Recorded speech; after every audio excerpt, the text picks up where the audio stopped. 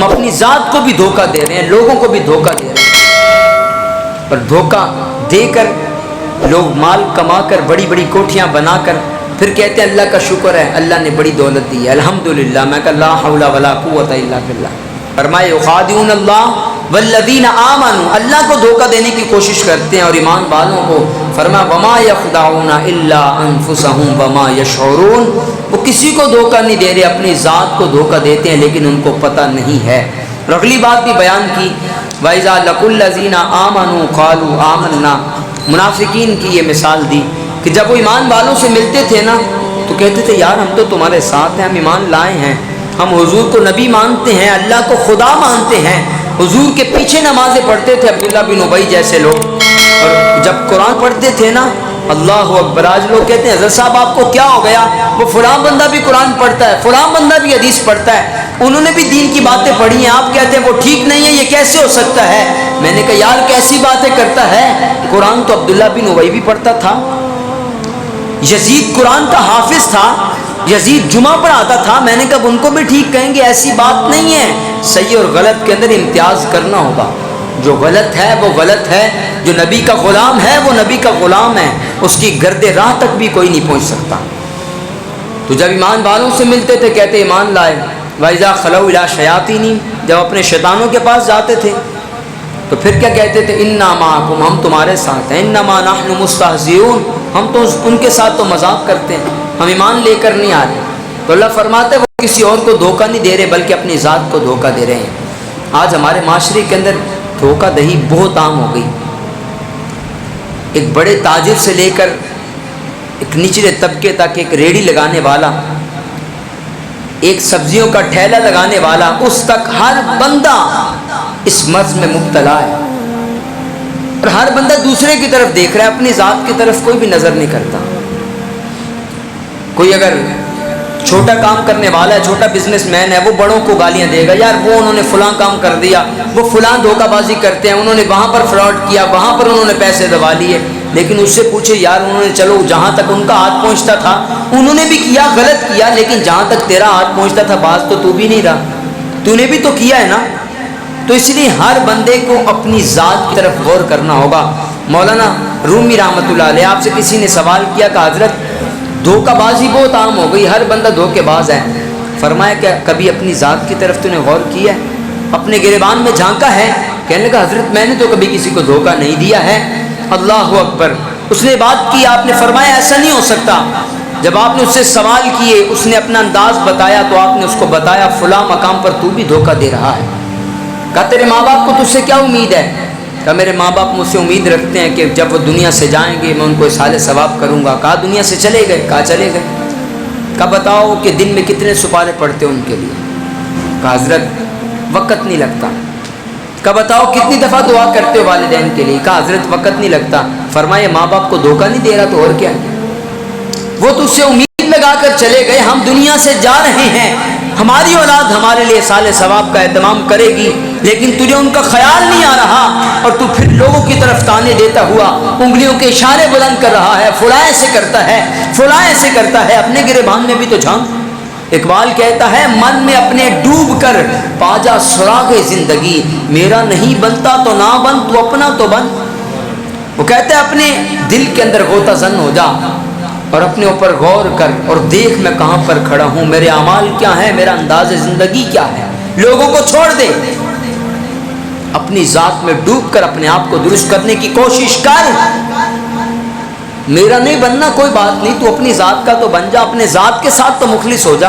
ہم اپنی ذات کو بھی دھوکہ دے رہے ہیں، لوگوں کو بھی دھوکہ دے رہے ہیں، اور دھوکہ دے کر لوگ مال کما کر بڑی بڑی کوٹھیاں بنا کر پھر کہتے ہیں اللہ کا شکر ہے، اللہ نے بڑی دولت دی ہے، الحمدللہ۔ میں کہا لا حول ولا قوت الا باللہ۔ اس کو تم اللہ کا فضل سمجھ رہے ہو؟ یہ تو شکر کرو تم پر آسمان سے پتھر نازل نہیں ہو رہے، ورنہ جو کام تم کر رہے ہو 10 کنال کی کوٹھی بنا کر ھذا من فضل ربی تو تم نے لکھ لیا ہے، لیکن جو غریبوں کو دھوکہ دے کر تم نے مال کمایا، یہ ھذا من فضل ربی لکھنے سے وہ معاف تو نہیں ہو جائے گا، تمہیں وہ واپس کرنا پڑے گا۔ اس لیے دھوکہ دہی سے ہر بندے کو رکنا ہے، ہر شخص کو باز آنا ہے۔ حضور نے صاف فرما دیا، بلکہ یہاں تک فرمایا آج لوگ جب چیز بیچتے ہیں نا کسی کو تو بڑی تعریفیں بیان کرتے ہیں جو اس کے اندر ہوتی بھی نہیں ہے، اور اس کا عیب بیان نہیں کرتے۔ یہ ابن ماجہ کی حدیث مبارک ہے، حضور کا فرمان ہے، فرمایا کہ جب تم چیز بیچو تو اس کی زیادہ خوبیاں بیان نہ کرو، بلکہ جو اس کا عیب ہے جس کو بیچ رہے اس کو بتا دو بھائی اس کے اندر یہ عیب ہے۔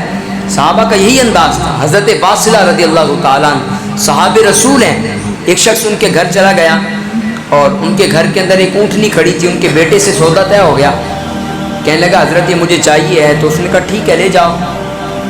اب اونٹنی لے کر واپس آ رہا تھا، رستے کے اندر صحابی رسول آ رہے ہیں، فرمایا یہ اونٹنی تو میری ہے، کہنے لگا حضرت آپ کی ہے لیکن آپ کے گھر جا کر آپ کے بیٹے سے میں نے خرید لی ہے۔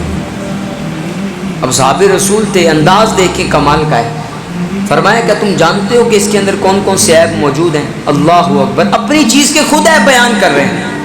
آج کے دور میں کوئی ایسا کرتا ہے؟ چھپا چھپا کے، یار کسی کو پتہ نہ لگا۔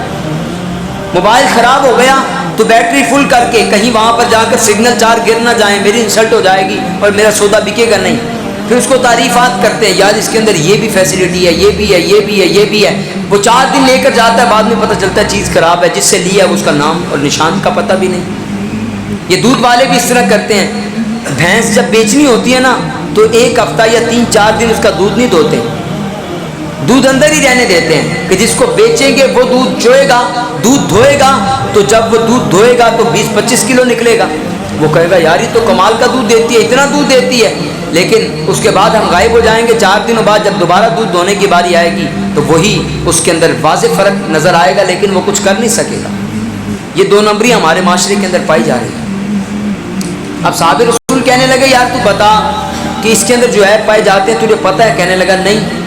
فرمایا، کہنے لگا حضرت میں نے خرید لیا، مجھے آپ جانے دیں، میرا سودا ہو گیا ہے، آپ کون ہوتے ہیں بیچ کے اندر آنے والے؟ فرمایا میں تیرے فائدے کے لیے بات کر رہا ہوں، مجھے یہ بتا کہ تو نے اس کو ذبح کر کے اس کا گوشت پکا کر کھانا ہے، یا تو نے اس کا دودھ دھونا ہے، یا تو نے اس پر سفر کرنا ہے؟ کہنے لگا حضرت میں نے تو سفر کی نیت سے لیا۔ فرمایا واپس موڑو، میرے گھر چلو، میں تمہیں پیسے واپس کرتا ہوں۔ اس کا گوشت تو کھایا جا سکتا ہے، اس کا دودھ بھی بہت اچھا ہے، لیکن یہ سفر کے حق کے اندر اچھی نہیں ہے۔ کہنے لگا حضرت آپ کو کیا ہے، میں نے خرید لی تھی، آپ کا تو فائدہ ہو رہا تھا، لیکن آخر کون سی بات ہے آپ اپنی چیز کا ہے میرے سامنے بیان فرما رہے ہیں؟ فرمایا بات یہ ہے تو دنیا داروں کا غلام ہے، میں محمد عربی کا غلام ہوں۔ حضور نے مجھے یہ بتایا ہے کہ کسی کے ساتھ 1 پیسے کا بھی دھوکہ نہیں کرنا ہے۔ میرے نبی نے مجھے یہ تعلیم دی ہے، جس نے کسی کے 3 پیسے دبائے کل قیامت کا دن ہوگا۔ 3 روپے کی بات نہیں ہے، 3000 کی بات نہیں ہے، 3 پیسوں کی بات۔ فرمایا جس نے ناحق کسی کے 3 پیسے دبا لیے کل قیامت کا دن ہوگا، اس کو 700 با جماعت نمازیں دینی پڑے گی۔ مجھے بتاؤ ہم نے کتنی نمازیں پڑھی ہیں؟ اگر دینی پڑ گئی تو ہمارا کیا بنے گا؟ جو لوگوں کے ہزاروں لاکھوں دبا جاتے ہیں اور سمجھتے ہمیں کوئی پوچھنے والا نہیں ہے، ان کو کل قیامت کے دن جواب دینا ہوگا۔ صحابہ رسول نے اس کو جواب دیا، اس کو تڑپا کے رکھ دیا، کہا تو دنیا داروں کا غلام ہوگا، میں زہرا کے بابا کا غلام۔ تو آج ہمیں بھی ان چیزوں کا خیال کرنا ہوگا۔ صحابہ کرام دیکھتے تھے تو تڑپ جاتے تھے، یار ہمارے دل میں یہ کیفیت پیدا کیوں نہیں ہوتی؟ ہم کسی کو غلط کام کرتے دیکھتے بھی ہیں تو ہم کہتے ہیں یار جانے دو، وہ اپنا کام کر رہا ہے، خود ہی جواب دے گا۔ نہیں بھائی، یہ انداز ٹھیک نہیں ہے، وہ تیرا مسلمان بھائی ہے، اس کی خیر خواہی کرو۔ حضور نے صحابہ کے مجمع میں ارشاد فرمایا صحابہ مظلوم کی بھی مدد کرنی ہے اور ظالم کی بھی مدد کرنی ہے۔ صحابہ حیران پریشان، یار مظلوم کی مدد تو ہو سکتی ہے، ظالم کی مدد کیسے کرنی؟ عرض گزار ہو گئے، عرض کرتے ہیں حضور مظلوم کی مدد تو ہم کر سکتے ہیں، ظالم کی مدد کیسے کریں؟ فرمایا کہ ظالم کی مدد ایسے کرو کہ اس کو ظلم سے دور کر دو، یہ مدد ہے ان کے حق کے اندر۔ اگر کوئی دھوکہ دہی کر رہا ہے، دھوکہ بازی کر رہا ہے، آپ کو پتہ ہے، آپ جانتے ہیں، آپ اس کے پاس جائیں، اس کو ڈرائیں اللہ کے عذاب سے، اس کو بتائیں یار غلط کام کر رہے ہو، تمہیں جواب دینا ہوگا۔ حضور باہر تشریف لے کر آئے، مدینے کے اندر بارش ہوئی تھی، تو ایک شخص وہ گندم بیچ رہا تھا اور وہ ساری خشک تھی۔ فرمایا بارش ہوئی ہے، تیری گندم ویسے کہ ویسے۔ حضور نے ہاتھ ڈالا تو نیچے سے گیلی گندم باہر نکلی۔ اس موقع پر حضور نے حدیث ارشاد فرمائے من غشا فلیس منا، فرمایا جو دھوکہ دیتا ہے اس کا ہمارے ساتھ کوئی تعلق نہیں. اس نے سر جھکا لیا. صحابہ تھے. اور بعض مفسرین نے لکھا ہے کہ اس وقت ابھی ان کو اس بات کا پتہ نہیں تھا. تو اس لیے دھوکہ بازی سے ہم سب کو باز آنا ہوگا. آج جو ہمارے معاشرے کے اندر حالات ہیں, دھوکہ دے کر لوگ فخر محسوس کرتے ہیں اور لوگوں کو بتاتے ہیں یار میں نے فلاں کے ساتھ اتنا فراڈ کیا, اس کو پتہ ہی نہیں چلا, اور اگلا بندہ ساتھ بیٹھا اس کی تائید کر رہا ہوتا ہے یار تو نے تو کمال کر دیا. جو جتنا بڑا جھوٹ بولنے کے اندر ماہر ہے وہ اتنا بڑا بزنس مین بن گیا ہمارے معاشرے کے اندر. جو جتنا اچھا دھوکہ دینا جانتا ہے وہ اتنا بڑا تاجر ہے. یہ کیا ہو گیا ہمارے معاشرے کے اندر؟ ابھی پچھلے دنوں خبر آئی کہ جناب ایک مقام کے اوپر دودھ گاڑھا کرنے کے لیے کیمیکل ڈالا جاتا ہے, اور وہ کیمیکل کا نقصان کیا ہے؟ اس کی وجہ سے کینسر کا مرض پیدا ہو رہا ہے. مجھے بتاؤ تو صحیح یار, 2 کلو دودھ کی خاطر تم نے موت بیچنا شروع کر دی, تم نے لوگوں کی جانوں سے کھیلنا شروع کر دیا. چند ٹکوں کے لیے, چند پیسوں کے لیے مسلمانوں کی جانوں کو داؤ پر لگا دیا, اور پھر آ کر مسجد کے اندر سجدے بھی کرتا پھرتا ہے اور کہتا ہے حضرت صاحب کیا کروں, میری مشکلات آسان نہیں ہو رہی. مسلمانوں کی جانوں سے کھیل رہا ہے اور 5 نمازیں بھی ادا کر رہا ہے. ڈرو خدا سے, ہوش کرو, کچھ مکر و ریا سے کام نہ لو, یا اسلام پہ چلنا سیکھو یا اسلام کا نام نہ لو. پھر 5 عمرے کر رہے ہیں, 10 عمرے کر رہے ہیں. حضرت صاحب میں نے اللہ کا شکر ہے 5 حج کیے ہیں. میں نے کہا تو جو بھی کر لے, تو حضور کے روزے پر چھوڑ کر حضور کے روزے کے اندر بھی چلا جا, لیکن تیری حالت نہیں بدلے گی, تیرا حال وہی رہے گا. بڑے بد نصیب تھے ہم جو قرار تک نہ پہنچے, در یار تک تو پہنچے, دل یار تک نہ پہنچے. در یار تک تو پہنچ گیا لیکن حضور کے دل تک نہیں پہنچ سکا. 5 عمرے کرنے سے یہ کوئی سرٹیفکیٹ نہیں مل جاتا کہ تمہاری جنت پکی ہو گئی. صحابہ جن کو حضور نے فرما دیا ابو بکر فی الجنہ, عمر فی الجنہ, عثمان فی الجنہ, علی فی الجنہ, ابو عبیدہ بن جراح فی الجنہ, معاذ فی الجنہ, سعد بن وقاص فی الجنہ, عشرہ مبشرہ, 10 صحابہ جن کو حضور نے دنیا میں کہہ دیا تھا تم جنتی ہو, لیکن ان کا انداز پتہ کیا تھا؟ اللہ اکبر. آپ سنیں گے تو کام جائیں گے, دل تڑپ جاتا ہے. حضرت حذیفہ بن یمان رضی اللہ تعالیٰ, یہ وہ صحابی ہیں جو حضور کے رازدار صحابی ہیں. حضور اپنی ہر راز کی بات ان سے کیا کرتے تھے. ہر بندے کا آزما ٹھیک نہیں نہ ہوتا, ہر بندے سے راز کی بات کی نہیں جا سکتی. دنیا کے اندر بھی یہ دستور ہے, ہر بندے سے راز کی بات نہیں کی جاتی. پتہ یار یہ راز فاش کر دے گا, یہ بندہ ہے اس سے بات کی جا سکتی ہے. ایک آدھا رازدان ہوتا ہے, تو حضور نے بھی رازدان بنایا ہوا تھا, ان کو ہر راز کی بات بتایا کرتے تھے.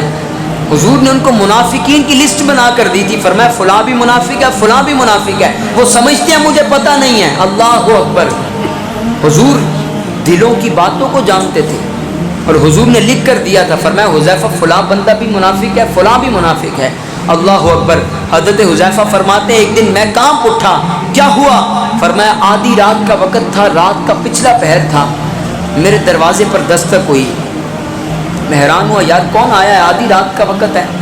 کہتے جب میں نے دروازہ کھولا تو اللہ اکبر, امیر المؤمنین حضرت عمر فاروق اعظم رضی اللہ تعالیٰ عنہ کھڑے تھے اور کانپ رہے تھے, پسینے سے شرابور تھے. میں نے کہا حضرت کیا ہوا, آدھی رات کے وقت؟ میں نے جلدی سے اندر بلایا, میں نے چادر بچھائی, بیٹھ گئے. اور آپ فرماتے ہیں کہ میں جب بیٹھا نا تو حضرت عمر مجھ سے کہنے لگے, یار حذیفہ تم جانتے ہو میں نا گھر سے باہر نکلا تھا تو مجھے بچے کہنے لگے کہ عمر تم بڑا نیک آدمی ہے, تو بڑا نیک آدمی ہے. میں گھر گیا تو میں پریشانی کے عالم کے اندر تھا. میں نے اپنے گھر والوں سے پوچھا تو میرے گھر والوں کے تاثرات بھی یہ ہیں. وہ کہتے ہیں عمر آپ بہت نیک ہیں. حذیفہ میرا دل کانپ رہا تھا, میرا دل مچل رہا تھا. یار تو دیکھ میں کسی کے ساتھ 2 نمبری تو نہیں کرتا, میں کسی کو دھوکہ تو نہیں دیتا. میں نے کہا حضرت کیسی باتیں کر رہے ہیں, آپ کا دل تو ایسا ہے آپ زمین پر درہ مارتے ہیں, زمین بھی ساکت ہو جاتی ہے. آپ کا حکم تو ہوائیں بھی مانتی ہیں, پانی بھی مانتا ہے. حضرت آپ کو تو رب نے بڑا مقام دیا ہے.